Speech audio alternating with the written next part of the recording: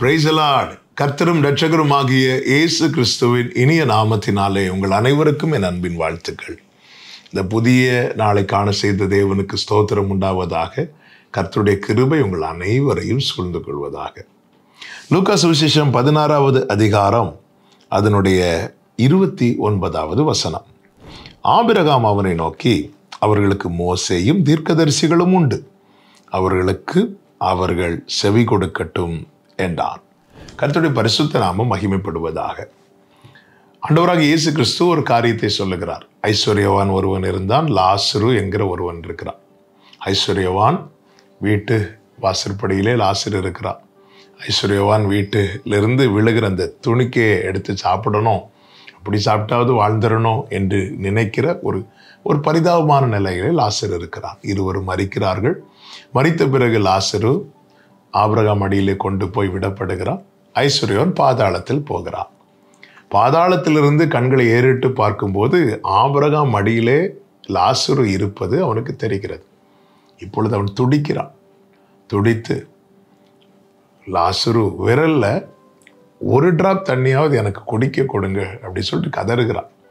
அப்படி முடியாது என்கிற சூழ்நிலையை ஆபிரகாம் விவரிக்கும் போது இப்பொழுது ஐஸ்வர்யவான் கேட்கிறான், தயவு செய்து லாசருவை அல்லது தூதர்களை என் சகோதரர்களிடத்தில் அனுப்புங்க. அவர்கள் இந்த வேதனைக்குள் வந்துவிடக்கூடாது. அவர்கள் கண்டிப்பாக மீட்பு அடைய வேண்டும், ரட்சிப்பு அடைய வேண்டும், இந்த அழிவுக்கு தப்புவிக்கப்பட வேண்டும் என்று ஆபிரகாமை நோக்கி கேட்கும்போதுதான் ஆபிரகாம் சொல்லுகிறார், அதற்கு மோசேயும் தீர்க்கதரிசிகளும் உண்டு என்று. பிரியமான கர்த்தருடைய பிள்ளைகளை, பல நேரத்தில் நமக்கும் தோன்றும், ஆண்டவரே ஒரு தூதனை அனுப்பி காரியத்தை வெளிப்படுத்தினால் ஜனங்கள் எளிதில் ரட்சிக்கப்படுவார்களே என்று பல நேரத்தில் நமக்கு தோன்றும். ஆனால் ரட்சிப்புக்கென்று தேவன் வைத்திருக்கிற மார்க்கம் என்ன தெரியுமா? அவருடையவர்களை கொண்டு சுவிசேஷத்தை அறிவிப்பது. எனவேதான் அப்போஸ்தலர் 2:47 சொல்லப்பட்டிருக்கிறது, ரட்சிக்கப்படுகிறவர்களை கர்த்தர் அனுதினமும் சபையிலே சேர்த்து கொண்டு வந்தார். ஆரோன், மோசே போன்ற ஆசாரியர்களை கர்த்தர் ஏற்படுத்தி சபை பக்தி விருத்திக்கு ஏதுவாக சிலரை கர்த்தர் அப்போஸ்தலராக, தீர்க்கதரிசிகளாக, சுவிசேஷகர்களாக, மெய்ப்பராக, போதகராக கர்த்தர் ஏற்படுத்தி இருக்கிறார்.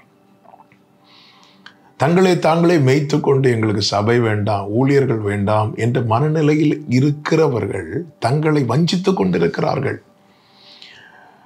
பல இடங்களிலே பல பிரச்சனைகள் இருக்கத்தான் செய்கிறது, இல்லை என்று சொல்லவில்லை. ஆனால் அதே நேரத்தில் ஒரு தேவ பிள்ளை புரிந்து கொள்ள வேண்டும். இங்கே அந்த ஐஸ்வர்யவான் கேட்கிறான். கேட்கும்போது பாருங்கள், அதனுடைய 28வது வசனத்தில், நீர் அவனை என் தகப்பன் வீட்டுக்கு அனுப்பும்படி உம்மை வேண்டிக் கொள்ளுகிறேன் என்று சொல்லும்போது தான் ஆபிரகாம் சொல்லுகிறார், அவர்களுக்கு மோசேயும் தீர்க்கதரிசிகளும் உண்டு என்று. அவர்களுக்கு அவர்கள் செவி கொடுக்கட்டும். பிரியமானவர்களை, ஆலயத்துக்கு வரும்போது சொல்லப்படுகிற வார்த்தைகளை போதகருடைய வார்த்தையாக கேட்கிறோமா, கர்த்தருடைய வார்த்தையாக கேட்கிறோமா? நாம் சிந்திக்க வேண்டும். கர்த்தர் பேசுகிற வார்த்தை. தெசலோனிக்கருக்கு எழுதும்போது பவுல் சொல்லுகிறார், எங்களால் கேள்விப்பட்ட வார்த்தைகளை நீங்கள் மனுஷருடைய வார்த்தையாக கேட்காமல் தேவனுடைய வார்த்தையாக கேட்டதினால அது உங்களுக்குள்ளே கிரியை செய்கிறது, பலன் செய்கிறது என்று பவுல் தெசலோனிக்கருக்கு எழுதும்போது 1 தெசலோனிக்கர் 2வது அதிகாரத்திலே சொல்வதை நாம் பார்க்க முடியும். கர்த்தர் ஏற்படுத்தின ஊழியர்கள், கர்த்தர் ஏற்படுத்தின அவருடைய தாசர்கள், அவர்கள் மூலமாய் சொல்லப்படுகிற கர்த்தருடைய வார்த்தைகளுக்கு நாம் செவி கொடுக்கும் போது நாம் அழிவுக்கு தப்புவிக்கப்படுவோம், பாதாளத்துக்கு தப்புவிக்கப்படுவோம், நரகாக்கினைக்கு தப்புவிக்கப்படுவோம்.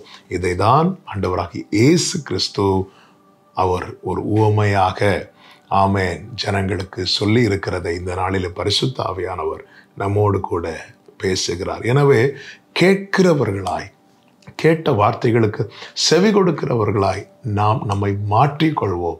அப்படி மாறும்போது இந்த வேதனைக்கு நாம் தப்புவிக்கப்படுவோம், அநேகரை தப்புவிக்கிறவர்களாகவும் மாறுவோம். கர்த்தர் உங்களை ஆசீர்வதிப்பாராக. ஜெபிக்கலாமா? நல்ல தகப்பனே, இரக்கமுள்ள தேவனே, நாங்கள் சத்தத்துக்கு செவி கொடுக்கிறவர்களாய் எங்களை மாற்றுங்க. இந்த உணர்வு எங்களுக்கு தருவீராக. இயேசுவின் நாமத்தில் பிதாவே, ஆமென்.